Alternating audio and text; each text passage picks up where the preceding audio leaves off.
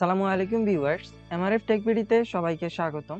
আশা করছি সবাই ভালো আছেন। আমি মোস্তাফিজুর রহমান, একজন মানস্টেক ডেভেলপার। আজকের ভিডিওতে আমরা আলোচনা করব HTML কি, HTML কেন শিখবেন, এছাড়া HTML এর ভার্সন সম্পর্কে জানবো, HTML এর স্ট্রাকচার দেখব, HTML এর ট্যাগ সম্পর্কে জানবো, HTML এর ট্যাগ কি, এছাড়া HTML এর এলিমেন্ট কি অথবা HTML এর নেস্টেড এলিমেন্ট কি তার সম্পর্কে জানবো। এর পরবর্তীতে আমরা আলোচনা করব অ্যাট্রিবিউটস কি। তাহলে চলুন দেখে নেই HTML কি। HTML হলো একটি মার্কআপ ল্যাঙ্গুয়েজ।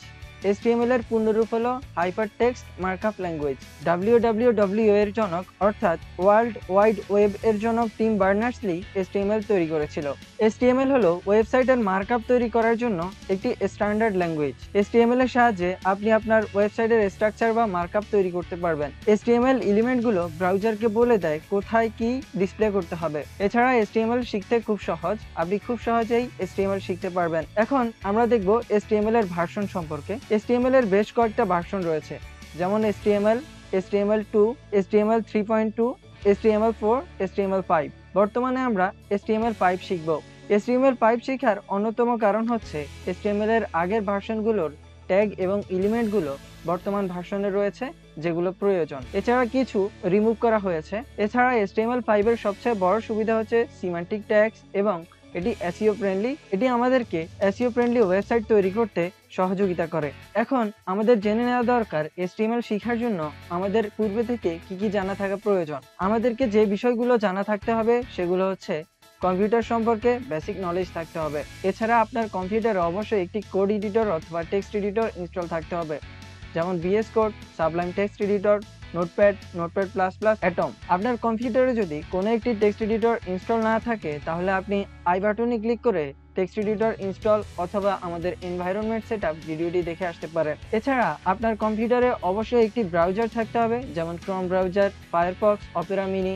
এছাড়া মাইক্রোসফট এজ ব্রাউজার রয়েছে। তাহলে চলুন শুরু করা যাক HTML শিখা। HTML শিখার জন্য আমরা প্রথমে একটি ফোল্ডার তৈরি করে নেব।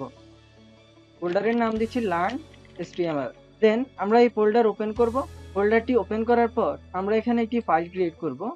তো ফাইলটি হবে টেক্সট ডকুমেন্ট। আমি টেক্সট ডকুমেন্টের এখানে নাম লিখে দিচ্ছি পাস্ট। এরপর আপনারা এখানে দেখতে পাচ্ছেন ডট দিয়ে একটি টেক্সট এক্সটেনশন রয়েছে। তো আমরা যেহেতু HTML কোড লিখব, এর জন্য আমাদেরকে ডটের পরে লিখতে হবে HTML। দেন আমরা এন্টার প্রেস করে দেব এবং ইয়েস দেব। তাহলে দেখতে পাচ্ছেন এখানে আইকনটি চেঞ্জ হয়ে গিয়েছে, একটি ব্রাউজারের আইকন চলে এসেছে। আপনাদের অনেকের ক্ষেত্রে এখানে ফার্স্টের পরে ডট দিয়ে এক্সটেনশন নেমটি নাও থাকতে পারে। তারা আপনাদের মেনু বারে দেখতে পারবেন যে ভিউ নামক একটি অপশন রয়েছে।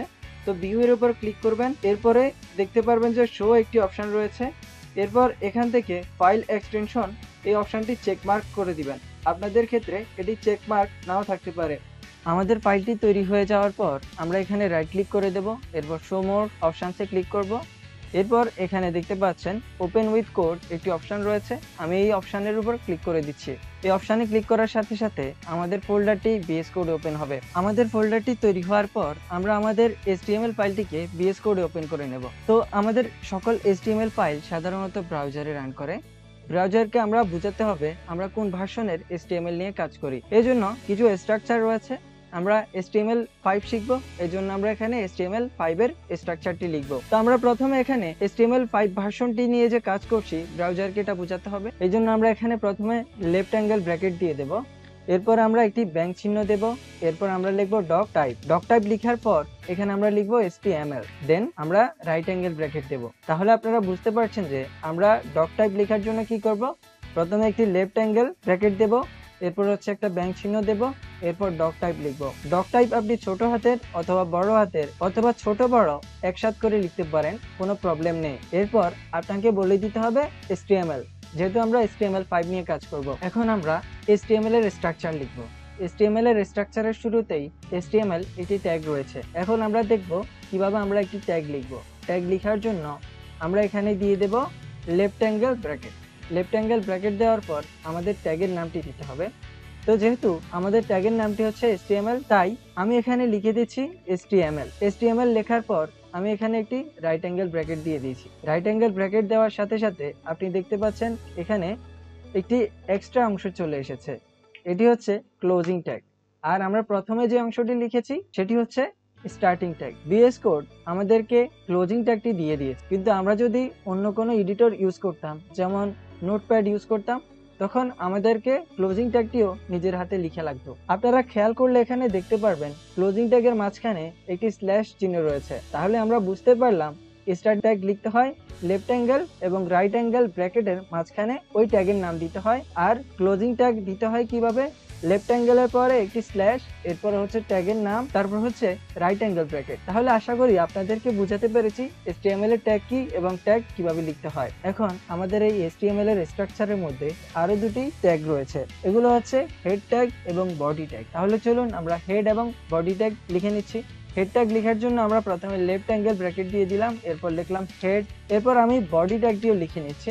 বডি ট্যাগের জন্য আমি সেম ভাবে লিখলাম। তাহলে দেখতে পাচ্ছেন বডি এবং হেড দুটি ট্যাগ আমরা তৈরি করলাম। তো আপনাদের প্রশ্ন আসতে পারে হেড এবং বডি এর কাজ। হেডের মধ্যে আমরা আমাদের HTML ডকুমেন্টের অর্থাৎ আমাদের ওয়েবসাইটের মেটা ডাটাগুলো সংরক্ষণ করব এবং টাইটেল সংরক্ষণ করব।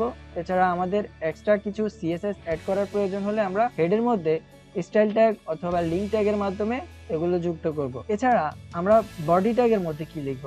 বডি ট্যাগের মধ্যে থাকবে আমাদের ওয়েবসাইটে অনেক ধরনের কন্টেন্ট থাকতে পারে, যেমন হেডিং থাকতে পারে, প্যারাগ্রাফ থাকতে পারে, লিঙ্ক থাকতে পারে, এছাড়া ইমেজ, ভিডিও, অডিও এগুলো থাকতে পারে। আমরা আমাদের বডির মধ্যে এই সকল ট্যাগগুলো লিখব।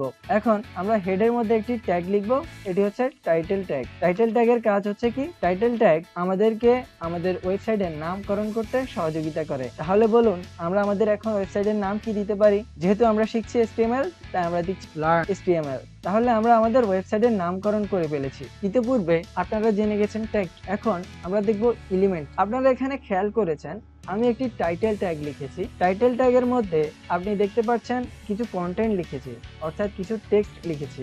আমরা যে টাইটেল ট্যাগ লিখেছি এর একটি স্টার্টিং এবং ক্লোজিং রয়েছে, এর মাঝখানে আমরা কন্টেন্ট লিখেছি। এই স্টার্টিং, ক্লোজিং এবং এর মধ্যে যে কন্টেন্ট রয়েছে এগুলো সবগুলোকে একত্রে আমরা একটি এলিমেন্ট বলতে পারি, আর এটিকেই HTML এলিমেন্ট বলে। আপনারা আরো ভালোভাবে খেয়াল করলে দেখতে পারবেন হেড ট্যাগের ভিতরে টাইটেল ট্যাগ লিখেছি, অর্থাৎ আমি নেস্টেড করেছি, একটার ভিতরে আরেকটা ট্যাগ লিখেছি, এগুলোকে নেস্টেড বলে। তাহলে আমরা এখানে নেস্টেড করেছি হেডের ভিতর টাইটেলকে, এটাকে পুরো একসাথে কি বলা হয়?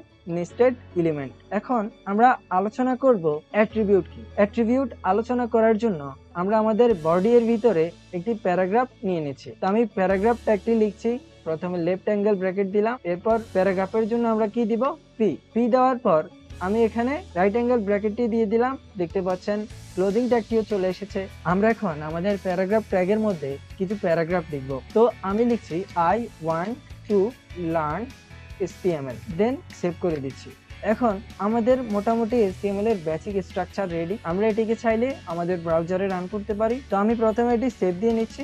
সেভ দেওয়ার পর আমরা আমাদের যেখানে ফাইলটি তৈরি করেছি ওই ফোল্ডারে চলে যাব, ফাইলটির উপর রাইট ক্লিক করব, দেন ওপেনে ক্লিক করব। দেখতে পাচ্ছেন ওপেনে ক্লিক করার সাথে সাথে আমাদের এখানে আমরা যে লিখেছি I want to learn HTML সেই টেক্সটটি এখানে চলে এসেছে এবং ছোট আকারে এসেছে। যেহেতু আমরা প্যারাগ্রাফ লিখেছি এজন্য এটি ছোট এসেছে। উপরে খেয়াল করলে দেখতে পারবেন এখানে লার্ন HTML একটি অপশন রয়েছে।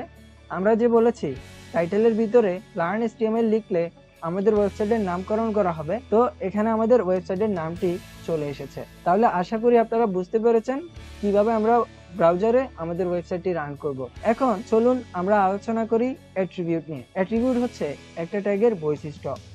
একটা ট্যাগ অথবা কোনো একটি টেক্সট অথবা কোনো একটি ইমেজের একটি নির্দিষ্ট উইডথ থাকতে পারে, একটি নির্দিষ্ট হাইট থাকতে পারে, এছাড়া কালার থাকতে পারে।